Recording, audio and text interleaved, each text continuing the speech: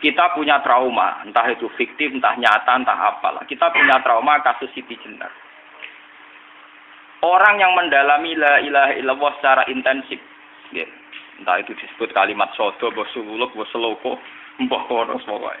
Orang yang memahami la ilaha illallah secara intensif, itu pasti menuju ilmu hakikat. Dan menuju ilmu hakikat pasti ngalami hakikat yang khoyali. Ini rungokno tenan iki. Hakikat yang nopo? Khoyali.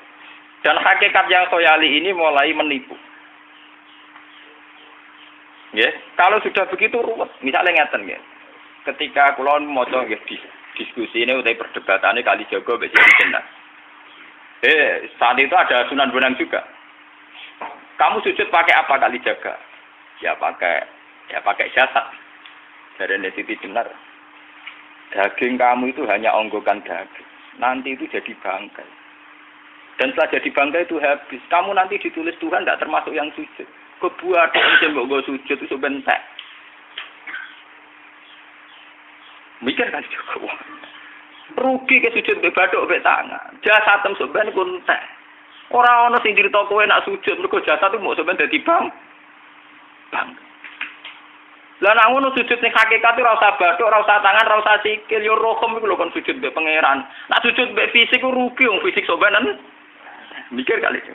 Wong bolak-balik kali Joko ku mantan wali preman terus jadi debat pusing. Siti Jenar tahu belajar tasawuf ning Irak. Sing jelas sing mulang gak satem ora menangi. Wah, ini menjadi perdebatan. Sehingga keyakinannya kayak Siti Jenar, la ilaha illallah itu ya wahdatul wujud itu, innalillahi wa inna ilaihi.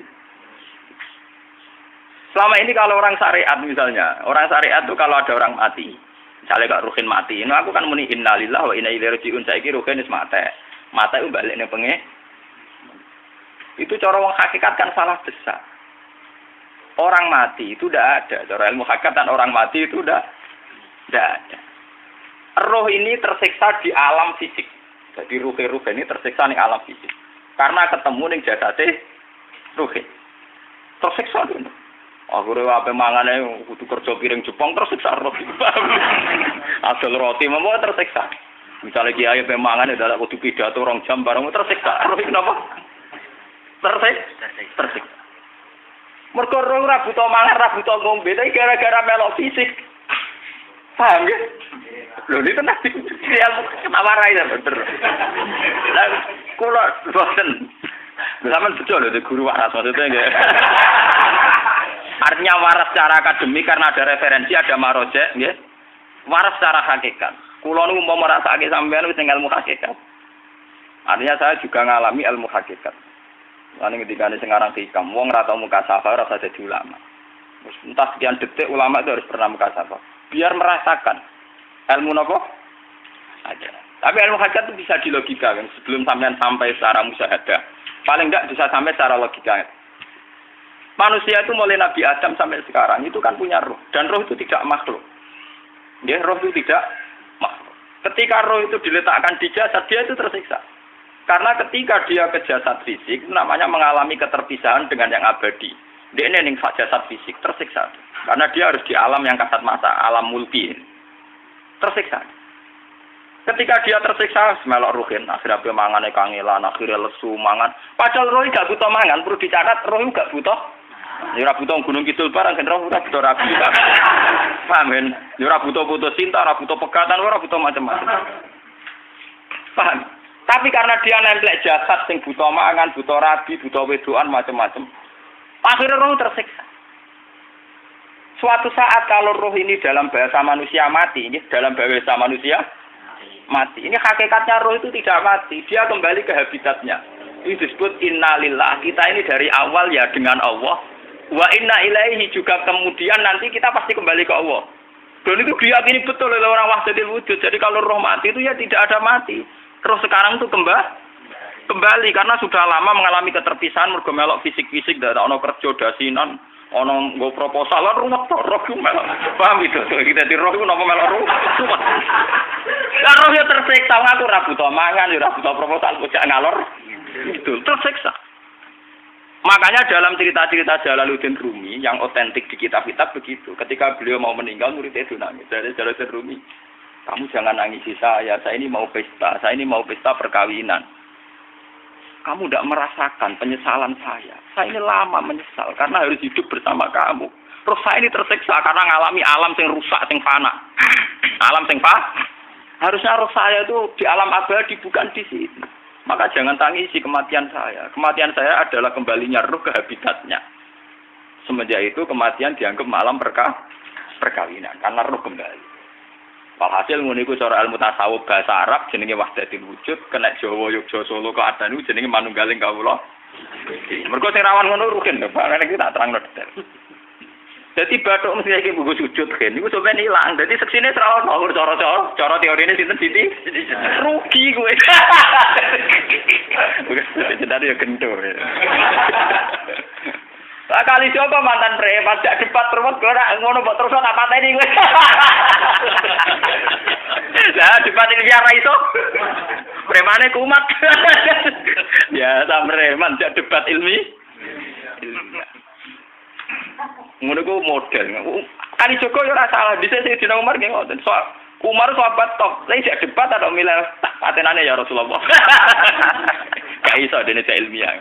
Mantar preman pasar rukat terus jadi sahabat tok debat yang milih mate.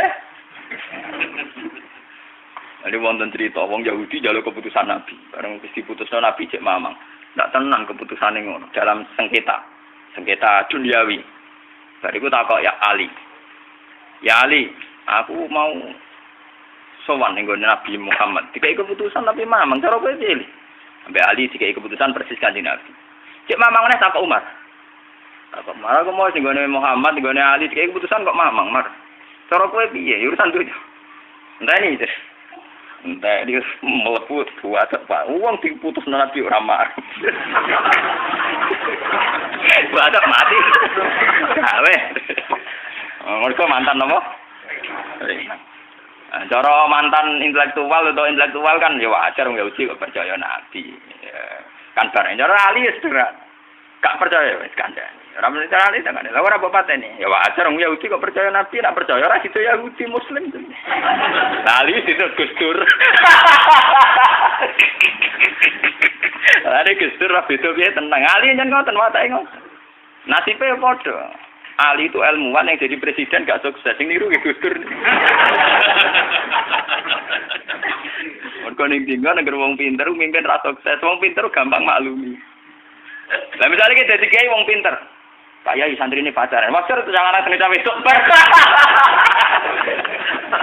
wah ruwet, terus malah dalil di nalina subuh syahwat minan, piye pondok tanpa pelaturan, paham ya, ruwet dah, malah jogeman, di kiai pinter teman-teman itu jogeman, sing biasa, wah ono syariate sidik-sidik, sing kemana ono santri pacaran tersinggung, ono santri nakal tersinggung, sing ono rasane, lendunya ono apa? Jadi nak meguru kula nu urusan ilmu semi hakikat. Mon gitu. Sehingga kayak Siti Jenar, cara pandang Siti Jenar itu masuk betul ning gone pemikiran para santrinya. Kados Ki Ageng Pengging siapa masuk betul karena masuk akal. Cara mereka napa? Betapa ndak ada artinya fisik ini.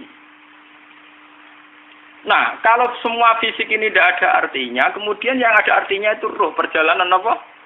Perjalanan roh, sehingga diartikan inna lillah wa inna ilaihi raji'un. Inna sholati wa nusuki wa mahyaya wa mamati lillah. Lah kemudian sekarang sampean tak tanya misalnya ini latihan ilmu hakikat. Wa mahyaya lan penguripan ingsun. Kalau ingsun itu artinya fisik atau jasad, itu keliru besar karena jasad tidak pernah hidup. Yang hidup itu roh. Paham ya?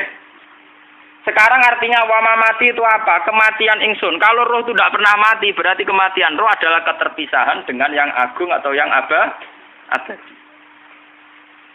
Dan semuanya itu lillahi rabbil alamin. Sehingga mereka mengatakan kematian itu satu pesta.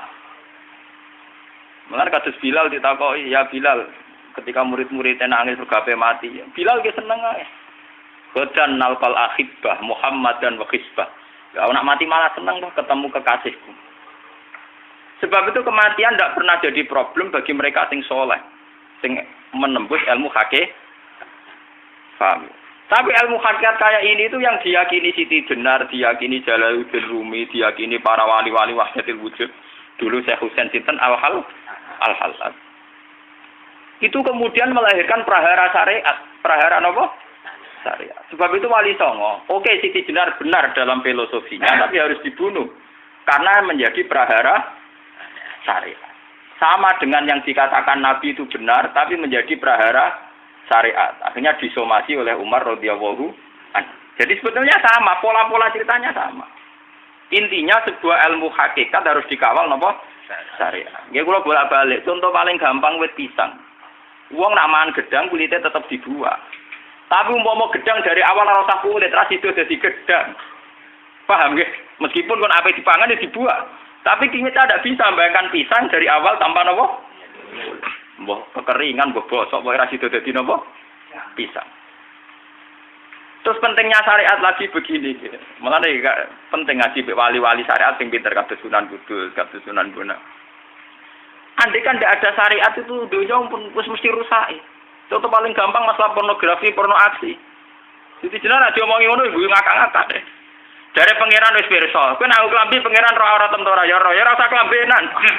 Wong ora ana gunane. Kalau yang paling penting ku nazarullah, kenapa kowe klambenan barang? Wong kowe klambenan ora pangeran tetep pirsa. Nyatane si jenar nak mulang nggih coba klambenan nah intine napa? Dinya ada nambah Sunan Bonang. Nah, aku percaya kabeh nazarullah ora usah napa? Klambenan. Tetapi teori ora usah klambenan iki dinggo tenan. Mulane nek pas wiridan aliran sesat ciri utama. Kira klambenan tenan. Lah ruwet to.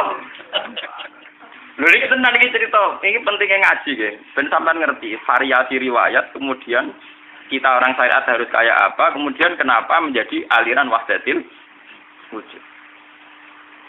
Nah terus kita-kita ini kan orang syariat. Memang kelemahan orang syariat itu akeh kok sampean-sampean. Siji mesti ra kramat. Modele ora di dhuwit ya bingung. Ruwet. Urip wong syariat lho apa? Dineng bojo wedi, dineng tangga wedi, pengaruhe menurun. Pancen orang syariat itu banyak kriminal tauhidnya itu memang jelas. Malah kiai-kiai fikih nak ketemu kiai-kiai sing setengah jaga wedi mergo iso nebak atine. Ndekne meriang langsung. Sing kiai ra tau salat keramat padahal ngambungan wong. Sing dina salat 4 waktu kok ora tau keramat. Wong ape buah utang tanggane iku keramat apane? Sing kono ngawur-ngawur sowan pirang. Meriang paling syariat ngadepi wong hakikat napa? Mulane jogeman ge dadi wong syariat sing ngene iku bahaya.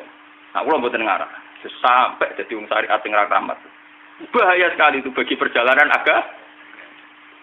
Kalau sering ketemu kiai-kiai yang terkenal keramat di Juwaduk tiang-tiang hakikat. Si tantang kocok-kocok kalau wani, nah tantang aku tetap rawani kok. Mikir deh. Karena orang yang sama-sama ke jalur hakikat tetap punya alamat, tetap wonten sima fi wujhi min asari. Cara pandangnya mesti sama. Lalu kalau nanti ketemu murid, ya artinya yang ikut aliran Siti Jenar, dia ada sholat, ada apa, hidup di satu tempat gitu. Padahal dia bisa baca ihya. Dulu pernah mondok di Mekah, pernah di Irak. Itu ya meresahkan para kiai. Kemudian sebagian mereka minta saya suruh ketemu. Ya walhasil kalau ketemu. Ketemu pertama ya. Jenengan Gus Ba. Tapi zaman roh jenengku tetep rata arani muka sapa. Nggih biasa mawon. Kula ora usah kenal jenengan nggih kenal. Dadi nggih kula biasa mawon. Lah niku pernah ngajar-ajaran nih. Saya Gus ning donya tak enteni mau turu ngenteni mati ngono Gus kok repot. Jawaban kula terus ya. Sampai jare wong hakikat wong ngenteni mati barang. Ya mati yo saiki iku.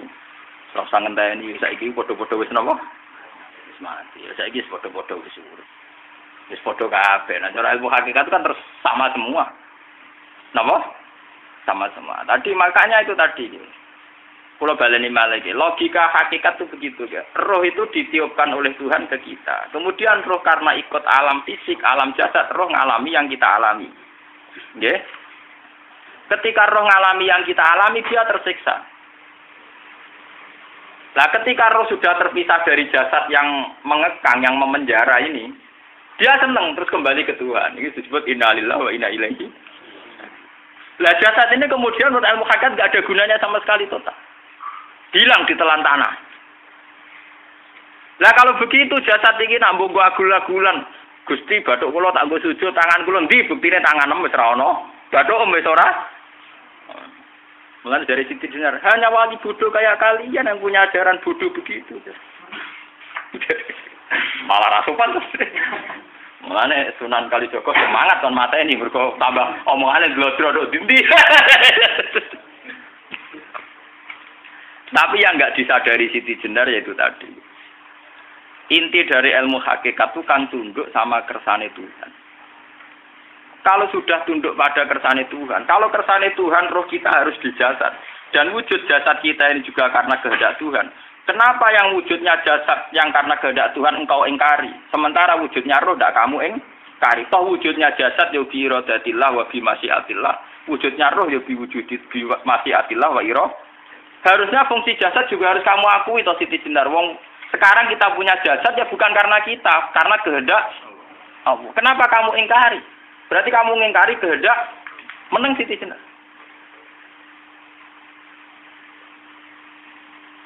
Makanya hakikat yang pertama saya itu pasti khayal. Lah Siti Jenar itu hakikatnya baru yang sampai khayal itu. Sehingga dia tersesat. Sebetulnya kalau sudah hakikat beneran itu tidak perlu khayal begitu.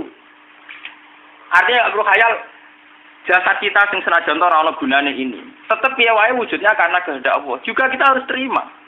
Apapun kekurangannya, apapun kenaifannya, ironisnya harus kita terima. Ini sebagai bentuk penerimaan kita pada masyiatil. Begitu juga keadaan roh kita sebagai penerimaan atas masyiatil. Meskipun ada teori-teori roh yang lebih valid. Lebih valid misalnya begini. Kanjeng Nabi itu suatu saat ininya terputus karena perang Uhud. Itu Kanjeng Nabi dia dolanan dirijine ini. Napa cara napa jari jemari ini Nabi putus. Dia dolanan. Jadi Nabi sendiri kadang sering ngajarkan ilmu hakikat. Hal lagi illa usbun udmiyat wa fi sabilillahi ma lafitu. Kowe ora trimo fisik, bentuk fisik jari jemari sing ditetir berdarah. Tapi nak kowe wis fi sabilillah ayo wis balik ning habitatem. Sehingga kenapa para sahabat itu ketika dicincang, ketika putus tangannya, putus kakinya, sahabat yang usul ke ilmu hakikat itu malah senang. Karena jasad kita ini kan ila sabilillah menuju jalan Tuhan. Sekali dia sudah terluka fisabilillah itu sudah menemukan formatnya. Cara teori Cina sudah menemukan formasinya. Paham gitu? Orang kok malah ngeluh itu berarti goblok kok ngeluh. Paham tak? Paham kenapa? Jadi makanya Nabi ngertikan ya itu sudah ketemu formatnya. Ketika rohnya para syuhada nanti kembali ke Tuhan ya ketemu formatnya lagi. Itu disebut wala taqulu lima yuqtalu fi sabilillahi. Amma dia tidak mati sesuai formasi awal, yaitu roh kembali ke Tuhan dan jasad ikut mengawal. Nah itu Nabi kadang ya pakai ilmu hakikat begitu. Mulane kula bolak-balik matur, kula niku mulai umur 20 tahun napa pinten. Kula asline nggih gadah penyakit dan ekstrim penyakit saya. Sampai saat ini kula nak ngobatno ndak lebih 50%. Karena saya tetap berpikir. Misalnya cara syariat kan berobat, tapi cara hakikat apa betul keberadaan saya di alam ini penting? Sehingga aku kepengen urip tak bela-belani ngantekan ratusan juta. Jangan-jangan penting mati ku timbang urip. Lah nak ngono lha apa tak bela-belani? Entek ratusan juta. Jadi misalnya kita berobat ya mau ya cari nabi kan berobat ya berobat. Pokoknya kita Islam nggak sih mau geruda-gerudu kadang orang paham. Sekali kamu mengamati dengan sisi hakikat, coba sekarang sampean pikir, coba sekarang nggak pakai logika hakikat, pakai logika syariat saja. Saya ini misalnya asetnya 10 juta, misalnya, saya punya aset 10 juta. Tapi misalnya aku rugi nawan atau dipengaruhi di masa depan sama nih, kalau kulo kan soalnya cara teori di masa misalnya kulo rugen, artinya kere di duit 10 juta aset. Tujuan saya sembuh kan supaya aku iso sembuh sehat, engkau iso kerja untuk anak. Tapi karena saya sakit nanti operasi tidak 10 juta. Operasi tidak 10 juta. Wong aku repera mesti iso marisi anak. Apa meneh nak duit 10 juta tak ada gue berobat malah jelas ra iso marisi. Lah nak ngono penting matiku ya dibanding 10 juta. Karwan iso diwaris langsung. Sementara anak aku mari dibiayai 10 juta, rong mesti mari 10 juta mesti entek. Artinya tidak ada jaminan kalau berobat itu secara visi ke depan lebih baik. Soalnya malah ngentekno donya nggak jelas akibat positifnya. Misalnya tetap lumpuh duwe teori loh. Bapak artinya apa? Teori hakikat tetap lebih benar bahwa hidup itu tidak ada artinya. Semua itu tidak ada artinya. Berobat apa enggak berobat semuanya tidak ada arti. Teori loh gini. Sehingga kalau kita tengah-tengah aja tengah-tengah kados kula misalnya lara nggih berobat. Gusti separuh kalau ngelakoni syariat, tapi sebagai kalau ulama kekeh, separuh kalau lakoni apa? Jadi kalau tetap buatan ngarah obat 100%. Tapi orang ngarah berobat, orang kalau tiang apa? Syariat. Tapi memang faktanya itu begitu. Cara Kanjeng Nabi kadang Kanjeng Nabi berobat. Kadang Kanjeng Nabi wis nikine tercincang dige guyonan. Wah lagi illa usbuun udwiyat. Ora kok driji sing gak melok-melok. Nah, bukti bahwa jasad ini begitu tidak penting. Kayak Sayyid Hamzah. Menurut Sayyid Hamzah nganggep wahyu bentone ra karuan. Kalau teori Siti Jenar itu benar, teori Jalaluddin Rumi benar teorinya ya ora kok ra salate lho nggih, maksudnya kok nganut ra salate. Benar cara analisis roh. Ketika Sayyid Hamzah dinyatakan mati oleh manusia, oleh hukum manusia dinyatakan mati karena dia sudah tidak bergerak. Dalam teori hakikat kan rohnya Sayyid Hamzah sudah fi khawasili tuyurin khudrin. Rohnya sudah diambil Tuhan. Tidak mati, paham ya? Ketika rohnya Sayyid Hamzah sudah diambil, jasad ini sudah tidak punya rasa. Sekarang secara syariat kasat mata kita tahu, wong jasad nak diinfus, di sayat-sayat dioperasi ora kroso. Apa meneh saiki ruhe wis bisa. Lah ya jasad itu cek gampange, dioperasi dibius saja terus tidak kerasa. Apalagi rohnya sudah diambil. Lah saiki bayangkan ketika Sayyid Hamzah itu sudah di atas, niku kira-kira delok Wahsi ra wong bentuk.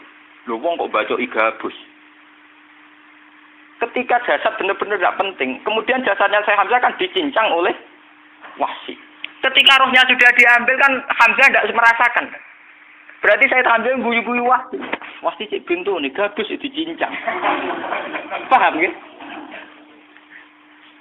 Lho niki tenan. Artinya ketika pandangan manusia iba kepada Sayyid Hamzah karena dicincang, dimutilasi oleh Wahsi tidak ngalami Pak Sinten, Sayyid Hamzah tidak ngalami apa-apa karena rohnya sudah bersama Tuhan. Dan iso wae Sayyid Hamzah malah guyu-guyu Wahsi. Cek gobloke. Gabus kok dicincang. Lah nak ngono rak mirip, makanya nggih. Dalam hal ini itu dalam teori roh itu sebetulnya Siti Jenar tidak sesat dalam teori roh. Tapi jangan katakan itu penemuannya Siti Jenar. Siti Jenar itu terlambat. Sebelum itu ada Husain Al-Khallas. Sebelum itu ada Jalaluddin Rumi. Sebelum itu juga ada sahabat, ada nabi. Cuma cara aplikasinya Siti Jenar melenceng. Jadi jangan katakan kok tak kampus-kampus. Iku pendapat Siti Jenar itu malah goblok meneh. Siti Jenar itu wis anut, paham nggih maksud apa? Wis anut. Nah, teori yang sama terjadi pada Yesus Kristus. Ketika Yesus misalnya secara lahir dicincang, dimutilasi, diapakan oleh orang Yahudi. Sebetulnya rohnya dia sudah bersama Tuhan, kembali ke Tuhan Bapa, nah cara Kristen. Nah cara Islam ya balik ning pangeran. Andaikan itu iya, itu ya ada masalah karena hakikatnya dia tidak dicincang, tidak dibunuh. Andaikan iya lah, tentu menurut Islam yang dibunuh Yudas itu siapa itu yang masuk bialah. Tapi sama sebetulnya teorinya sama. Kalaupun iya ada masalah. Oke, kalau misalnya Nabi Isa karena ada kontroversi menyangkut dia atau Yudas. Sekarang yang Zakaria dan ya Zakaria Yahya itu dicincang betul oleh orang Yahudi. Matinya dimutilasi. Tapi dia tidak apa-apa. Karena ketika beliau dicincang, rohnya sudah diambil. Ini rungono tenan kan. Ben kira untuk kendel mati paham kan ya. Dadi maksudnya niku kula ajari nak mati itu tidak problem nggih. Niki kalau urip wedi lho. Nah ini ben sampean paham nggih. Kaitan la ilaha illallah ini nanti semuanya sama kaitan sama apa? La ilaha illallah. Ini nanti ujungnya sama dengan la ilaha illallah. Begitu juga seterusnya. Misalnya Yahya kalian sinten? Zakaria. Ketika Tuhan ditanya, jadi tenggene alam malakut pengiran ditakok, ya Allah, Yahya dan Zakaria itu kan hamba pilihan engkau. Ketika dicincang kok jenengan biarkan. Endi Yahya Zakaria dicincang? Aku iku ora goblok dari pengiran. Sedurunge dekne dicincang jasate ruhe tak jupuk. Dadi dekne ora krasa blas. Begitu juga ning tafsir-tafsir sampean lihat wa Maryama. Sayyidah Maryam yang istrinya Fir'aun. Itu kan dia iman sama Nabi Musa. Asiyah imro'ati napa? Fir'aun. Asiyah imro'ati Fir'aun, ya. Itu kan dihukum oleh Fir'aun. Ketika mau ditumpahi napa? Batu besar. Iku Allah ketika di pangeran, ya malaikat maut, cepat ambil rohnya sebelum dihunjami batu besar. Terus rohnya diambil. Sebab itu dalam hukum Tuhan, Tuhan itu tidak merasa bahwa Tuhan membiarkan Asiyah, membiarkan Hamzah, membiarkan Yahya, membiarkan Zakaria. Dalam hukum Tuhan, semua orang ini roh-roh terhormat. Akhirnya nak anggo teori iki sing nyincang malah goblok, wong gabus goblok cincang ngono lho. Nah anggo teori iki malah berbalik, sing goblok sing nyincang. Paham? Yo ora kok sesuai sampean kiaskan saja. Wong dibius wae disayat-sayat gak krasa. Kaya apa nak ruhe bener-bener wis tercabut terpisah. Rasane nang ndi? Iku sing disebut wala taqulu limayuk talu fi sabilillah napa? Lah kemudian roh ini kemana? Nah, roh itu sudah menyatu dengan kalimat tauhid. Mesti roh itu bersaksi la ilaha illallah. Itu sing disebut ning alam roh ketika Allah tanya alastu bi rabbikum mesti qalu bala. Mesti mereka jawabnya napa? Bala. Karena alam roh tentu lebih mudah bersaksi akan keberhadiran dan keeksistensi Tuhan Allah Subhanahu wa taala. Paham ya, ini sama penting. Nah, ketika kalimat tauhid sudah menyatu kayak begini, itu mesti kalimat tauhid sing mesti langsung untuk swarga. Itu dimaksud Nabi mustaiqinan biha qalbu mukhlishon biha qalbu. Ati itu qalbu kan nggak bisa kamu artikan jantung atau liver kayak teori modern sekarang. Misalnya qalbun itu apa? Jadi kiai qalbun itu jantung. Nah, ngono beda mek liver. Lah liver apa kabidun niku akal-akalan aja padha ora paham. Bahasa kolbun, fikrun, aklun itu sesuatu yang misteri. Roh ini kemudian dengan kalimat tauhid sudah menyatu disebut mukhlishon biha kolbu. Ada tingkat kemurnian hubungan roh dengan kalimat tauhid. Lah kalau begitu pasti dakhalal jannah. Karena tidak mungkin kalimat tauhid kok dinerang. Lah ini ngomong masalah-masalah hakikat. Wong sing gak tahu petualangan hakikat, momene sing sering bingung bakas dhuwit, bayar kredit, utang jatuh tempo. Ora usah melok mikir, utek wis entek go mikir dhuwit.